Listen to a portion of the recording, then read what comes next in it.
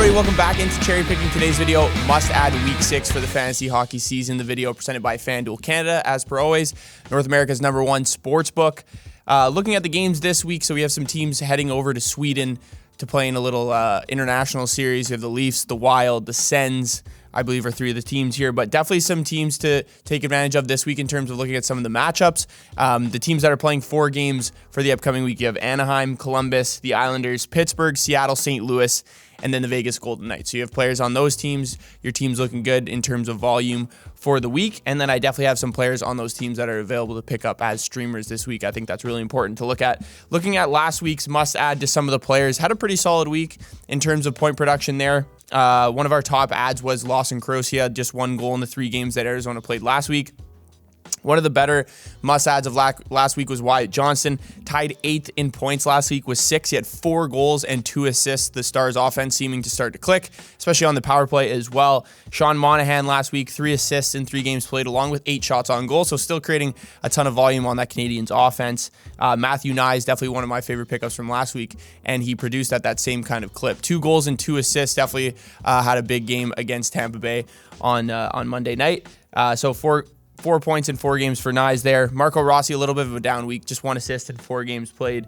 Quinn Byfield continues to produce on that top line. Kempe continues to score, and Byfield continues to be a counter product of it with 3 assists in 4 games played last week, and even had some shots on goal for himself there with 7 in that 3-game span.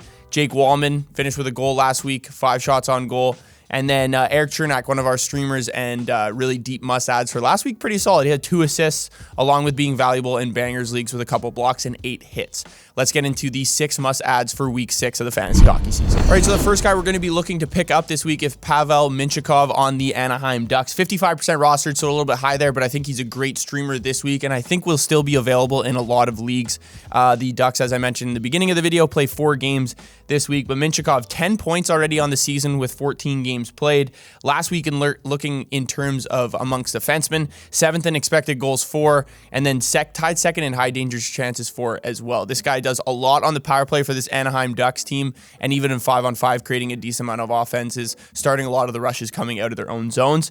4th most on most ice time this season so far this year. Only Vetrano, Strome, McTavish, and Jason Terry. Troy Terry have more points than Mintyukov so far this year. So 10 points leads all defensemen on the Ducks as well. In expected goals for and high danger chances, that same kind of frame. He has the same amount of high danger chances as Ryan Strome this season. So just goes to show the type of offense that this guy can create as a defenseman, which is great to see. He did the same thing with the Saginaw Spirit in the OHL. And like I mentioned before, big staple on the first power play in Anaheim this season, 12th in power play percentage, north of 22%. So that's a pretty solid number to be looking at. And then, as I mentioned, 4 games this week and some great matchups to look at too. They play Nashville, Colorado, Florida, and St. Louis. So the tail end, Florida's been giving up a decent amount of goals recently, especially to some of the worst teams in the NHL. And then St. Louis as well, obviously a team that's struggling so far to start the year. So Pavel Mintyukov, definitely a great streamer to add this week and even keep on your team for the rest of the season. All right, the next guy we're going to be looking to pick up this week, Ivan Barbashev on the Vegas Golden Knights, has the center and left wing capability there, so that's definitely important to note. I was out on Barbashev for a little bit. I believe he was in one of my must-draw videos, but I'm back in on him this week. Vegas plays 4 games and probably has the 4 easiest teams to play against this week if you're looking at the teams that are playing 4 games. They play Washington, Montreal, Philly, and Pittsburgh. 3 of those teams, excluding Philadelphia, bottom 10 in the NHL in expected goals against, allowing a lot of shots on goal as well. So if you're looking at targeting shot props as well, I'd definitely take a look at Vegas this week. But he's playing on that first line with Jack Eichel and Marchessault. And the best thing about this, he doesn't need to really necessarily be creating a ton of his own offense, because these are 2 guys that lead the team in expected goals for and both have 6 goals apiece. So he's definitely going to be getting a lot of assists on this first line. He's not going to get you the power play volume that you necessarily want, because that first power play plays so well, but he actually makes up for it in 5-on-5 play. Obviously, really trusted in 5-on-5 on this team. Leads the team in expected goals for in 5-on-5 hockey this season, and also has played the 3rd most minutes in 5-on-5 situations this year, outplaying Mark Stone, and even Jack Eichel in 5-on-5 play. So that was kind of surprising for me to note there, but obviously someone you're going to want if he's playing 4 games this week on that top line and then getting a little bit of second power play time. Has 4 goals already this season. I wouldn't be surprised if he nets another 2 this week. All right, the next guy we're looking to pick up, Nick Paul on the Tampa Bay Lightning. Again, like Barbashev, has that center and left wing capabilities there. 36% rostered, 7 goals on the season, which is tied second on the team in goals there, which is obviously a good thing to see. I think he's another great streamer and just a guy I think you can start to rely on. You know, there's a couple I mentioned at the beginning of the season where really your only players you can rely on this team are going to be Nikita Kucherov, Steven Stamkos, Braden Point, and then Sergachev and Hedman on defense. But now Brendan Hagel's starting to come into that conversation, and then as well as Nick Paul, who's centering that second line right now. Last week, amongst the league, 8th in expected goals for, created more offense than guys like Brad Marchand, Alexander Barkov, Jake Gensel, Sam Reinhart, Matt Boldy. Just obviously didn't put up as many points, but obviously good to see that number in correlation or relation with those kind of guys right there. So that's definitely a good thing to note. He's second on the team as well in expected goals for in power play situations this year. I think that's really important because he is a really big focal point of this power play. And they play 3 teams this week that have very poor penalty kills at this point. You play St. Louis, Edmonton, and Chicago. Edmonton, the 3rd worst penalty kill percentage this year, and then St. Louis, the 9th worst penalty kill percentage this season. So he sits in front of the net, tips a bunch of shit, gets a lot of goals. He has 5 power play points already this season, most of those being goals as well. So if you're playing against these teams with poor penalty kills, you think you're going to see what's happening for Nick Paul here. Continue to get those power play points, and even that second line starting to be trusted even a little bit more by Cooper and this Tampa Bay offense. All right, so we have a goalie to pick up this week, and that's Pyotr Kochetkov on the Carolina Hurricanes. He was on my buy low, sell high for goalies last week, but I think now at just still 30% rostered, you can pick him up. And I know they only play 2 games this week, but I think this is a longevity pickup because we don't know when Freddie Anderson is going to come back with this blood clot issue that he's dealing with. So obviously struggling a little bit this year in 4 starts or 4 games played. He has 1 win and just 1 win and 3 losses, boasting a .311 goals against average and then an .876 save percentage. But he did have a really great performance against the Tampa Bay Lightning on the weekend, posting his first shutout of the season. Last year, you forget, he had 4 shutouts and still a career NHL numbers, a .905 save percentage, and then a goals against average just around 2.5. So still really good career NHL numbers. It was just the beginning of this season when Carolina was struggling defensively, allowing a lot more offense than we're used to them seeing, and now they've shored that up.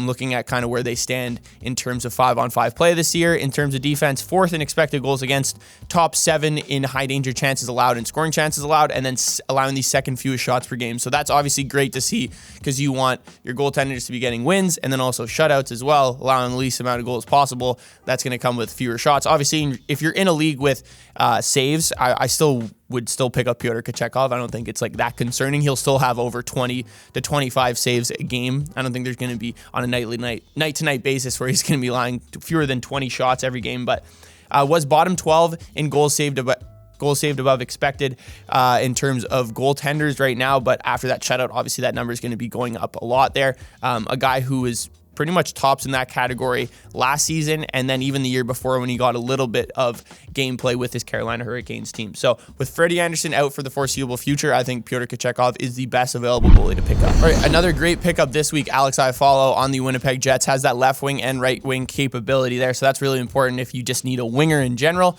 21% rostered right now, but playing on that first line with Mark Scheifele and Kyle Connor has been one of the hottest lines over the last 2 weeks.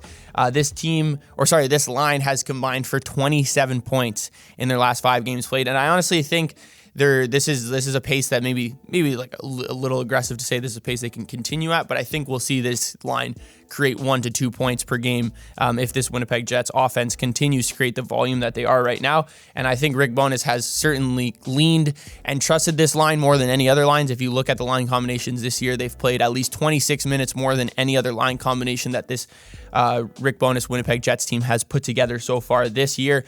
Surprising not to see Ehlers on that first line anymore, but Iafallo's just been a better fit, and is also just taking over that Gabriel Velarde role that we saw Velarde in before he got hurt, especially on the power play as well. He leads the team in expected goals for on the power play, including 9 high danger chances for. So obviously someone they're focusing on the power play. He's getting his chances, just hasn't really been able to put a ton of those goals home. 4 power play points on the season so far, and he's also second on the team in expected goals for when you're looking at every single situation. So he's not only utilized on the power play, he's obviously being used in 5-on-5 situations and other situations as well. Playing on this top line, had 6 assists last week, that tied 8th for most points in the week. So definitely someone you want to pick up. My favorite pickup of the week is Alex Iafallo. Our last pickup for the week, a great streamer and a defenseman I think everyone needs to keep their eye on for the rest of the season now, is Torey Krug on the St. Louis Blues. 17% rostered right now. He finally logged his first point last week, and it didn't seem like he's going to be taking his foot off the gas pedal now. 4 points in his last 3 games played, including a goal in their 8-2 win over Colorado on Saturday night. Finished top 20 in expected goals for amongst defensemen last week as well. Logged 8 individual scoring chances, which was tied 4th amongst defensemen. I think that's a huge thing to note, considering the St. Louis team as a team hasn't really been able to create a lot of offense, but it's good to see that he at least is creating his own individual scoring chances. Obviously playing in that top 4 is going to be continue to get a lot of minutes, and I think we're just starting to see his offensive role and prowess start to come back for this Torey Krug team, or for Torey Krug, excuse me. And then St. Louis in general, over the last 3 games played, top 12 in expected goals for and scoring chances created. So this offense looks to be taking a turn. Torey Krug seems to be one of those guys, especially on defense, that is going to be taking matters into his own hands. And now they play Tampa Bay, San Jose, the Kings, and Anaheim. Obviously, the Kings, a tough matchup, but 3 out of those 4 teams ranked in the bottom 8 in expected goals against this season. So definitely opportunities for more points this week for Torey Krug. And as he plays 4 games, definitely a streamer you're going to want to consider if you need a defenseman. All right, that's it for Must Add Week 6. Let me know what you thought of this week's ads in the comments. Be sure to like and subscribe. Download the FanDuel Canada app, and I'll see you guys in the next video.